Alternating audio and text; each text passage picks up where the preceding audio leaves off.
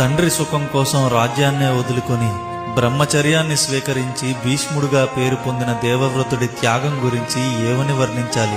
రాజవంశంలో పుట్టి తల్లి ప్రేమకు దూరమై గంగ ఒడిలో పడి సుతిని చెంతకు చేరి స్నేహానికి విలువిచ్చి అధర్మం వైపు పోరాడిన కర్ణుడి దురదృష్టం గురించి తలుచుకుంటే కనులు చెమ్మగిల్లకుండా ఉండవు మూషిక.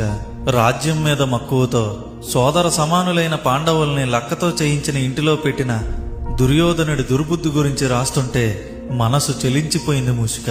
ఆ పాచికలను హరించి మాయాజోదాన్ని ఆపేయాలనే ఆలోచన కలిగేది.